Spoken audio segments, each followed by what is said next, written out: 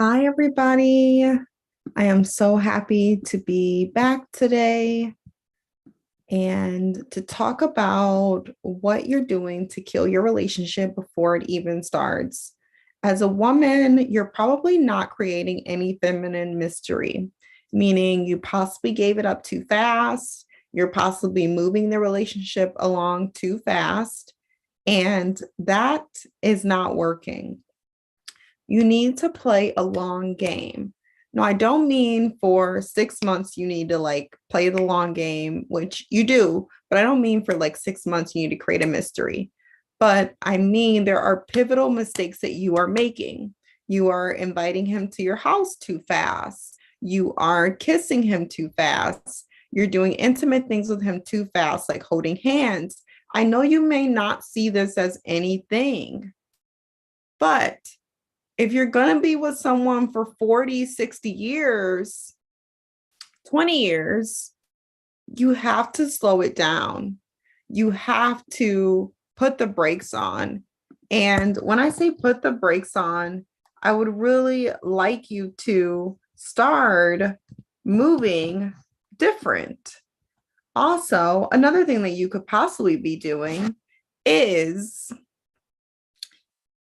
destructive conversations, talking about your past in a way that is telling too much. Raise him up. Like have this new man that you're dating come to your level by raising your standards and raising him up. You don't want to tell someone, oh, I got cheated on. That is not what you say on the first, second, third, fourth, fifth, sixth, seventh, eighth date. You wait until you know this person and you can trust them with that information. You don't want to tell things about I'm not saying always keep your past a mystery. I am not saying that at all, but I'm saying as you work to develop this relationship, you want to keep traumatic things not the first conversation that you're having, because you know what this does? It trauma bonds you. And who wants to be trauma bonded? No one. So I want you to think about, like, take a second right now. Think about what you could be doing wrong at the beginning of a relationship. And trust me, myself included, we're all doing things wrong. Let me pull up my YouTube and see who's on. Okay, I look okay. Let me make sure I'm muted. Oh, I am. Perfect. Okay, so back to the drawing board. So I want you to be very cautious of how you're starting a relationship. Are you already arguing with that person? Are you already fighting to get some of that person's time?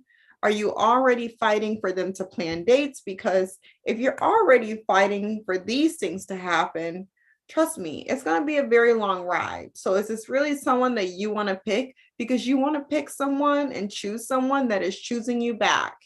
And I'm not saying like if he says, well, I don't want to get married for 5 years, you can't say, well, I would get married to someone in a year if we got to know each other and that worked out for us. Everyone's timeline is different. I got married in 8 months and I've been married a year and some change now, and that is going great for me. But it's very pivotal that you learn how to vet and you have emotional intelligence. And I'm going to keep on preaching to you all that you must be doing inner work and you must have discernment. And inner work can look different for everyone. Inner work can look like you doing, tapping techniques. You're tapping here, you're tapping here, you're tapping there. It's an emotional freedom technique. Basically when you're doing tapping, you bring up the things that are going wrong, kind of like you perceive as going wrong. And then it kind of pulls you with the flow as you're tapping at certain acupuncture points. It kind of pulls you to switch your energy, and it even pulls you with different sentences that you can say. You can just type in on YouTube EFT tapping, but that is one way that you can be doing inner work to not only prepare you for a relationship, but to also prepare you for life in general and preparing you to have self-love and to be the best version of yourself. Can you imagine? Can you imagine if you did some inner work before getting into a relationship of just like confidence affirmations for like 365 days straight? You listen to confidence affirmation. You would think that whenever anyone looked at you, that they were thinking you were the most beautiful, gorgeous thing in the world. You know, you would be on this super positive streak. You would be seeing the good in people, and you would be having discernment. You know, you would be seeing the good in life. You would be complaining less. So when you get into a relationship, you probably wouldn't start complaining over him leaving his things on the floor. You would say, well, that's the least of the worries, because it is. You would know how to anchor yourself in on the positive things that are happening inside the relationship. You wouldn't, like take all the small things. You wouldn't argue with him in a, like, you know how sometimes people argue with people in a very destructive way? They argue with people and they call them names. They argue with people and it's just so aggressive. You know, there's a trending word on the internet right now, and it's soft girl energy. You would learn how to argue with your man with soft girl energy, or soft woman energy is what I like to call it. But it's very important for you to learn things before entering a relationship, because when you enter a relationship, you could think, since you've been living alone, because I lived alone, I forget how many years before I met my husband. I lived alone before I met my husband, but nothing could prepare me for when I got in the same household as someone who thought differently than me, who did things different than me, who bought different toothpaste than me, who just does all these things different from me. You know, the real challenge is when you're actually in partnership with someone and you're triggered. But first, you got to learn how to start the relationship differently. If you're not, if you're starting the relationship by giving your full self away the first 2 weeks, the first 3 weeks, the first month, this is not a plan for the long game. I hate to break it to you, but it's not a plan for the long game. This is a plan for the short term.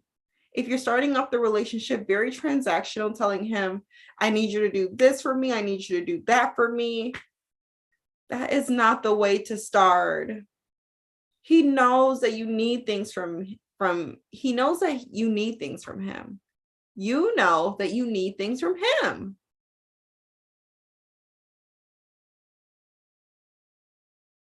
So I just want you to think about that. Like, where do you need to start dating a little bit differently so you can get the results that you want?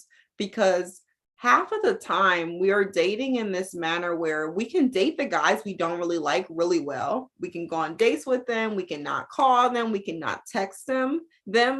But the real test comes when you're dating someone you like and you jump into the bed really quick with them because you like them. That's the real test. Can you stop doing that so your relationships can actually get somewhere?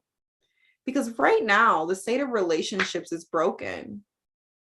And that's why I became a coach, and I specifically wanted to help people with relationships and getting married, because in my community, the Black community, women don't really marry. We become mothers of children before becoming a wife. And I think it's very important to become a wife.